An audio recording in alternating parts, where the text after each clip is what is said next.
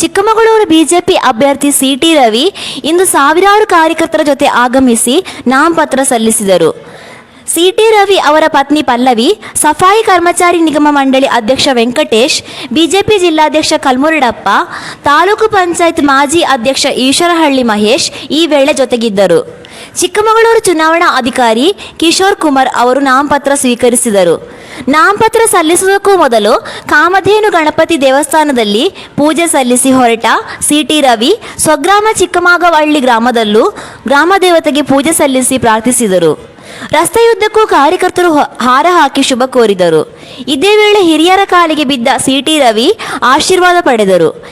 ಇದೇ ವೇಳೆ ಅಭಿಮಾನಿಗಳು ಮುಂದಿನ ಮುಖ್ಯಮಂತ್ರಿ ಸಿಟಿ ರವಿ ಎಂದು ಘೋಷಣೆ ಕೂಗಿದರು. ಈಗ ವೀರೇಂದ್ರ ಪಾಟೀಲ್ ನಂತರ ಯಾವ ವೀರಶೈವ ಮುಖಂಡರಿಗೆ ಕಾಂಗ್ರೆಸ್ಸು ಅಧಿಕಾರ ಕೊಟ್ಟಿದೆ? ಅವ್ರಿಗೆ ಸಾಮರ್ಥ್ಯ ಇದ್ದರೆ ಒಬ್ಬ ವೀರಶೈವ ಮುಖಂಡರನ್ನು ಮುಖ್ಯಮಂತ್ರಿ ಅಂತ ಘೋಷಣೆ ಮಾಡಲಿ. ಜಗದೀಶ್ ಶೆಟ್ಟರ್ ಮುಖ್ಯಮಂತ್ರಿ ಅಂತ ಘೋಷಣೆ ಮಾಡ್ತಾರಾ?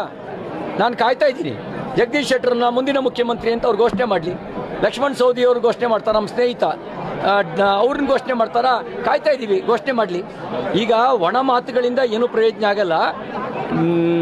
BJP ಹಿಂದುತ್ವದ ತತ್ವದ ಮೇಲೆ ನಂಬಿಕೆ ಇಟ್ಟು ಕೆಲಸ ಮಾಡ್ತಿರೋ ಪಾರ್ಟಿ, ದೇಶ ಹಿತದ ಮೇಲೆ ನಂಬಿಕೆ ಇಟ್ಟು ಕೆಲಸ ಮಾಡ್ತಿರೋ ಪಾರ್ಟಿ, ಬಡವರ ಪರವಾಗಿ ಕೆಲಸ ಮಾಡ್ತಿರೋ ಪಾರ್ಟಿ. ಯಾರೂ BJP ಬೆಳವಣಿಗೆಯನ್ನು ತಡೆಯೋಕ್ಕಾಗಲ್ಲ.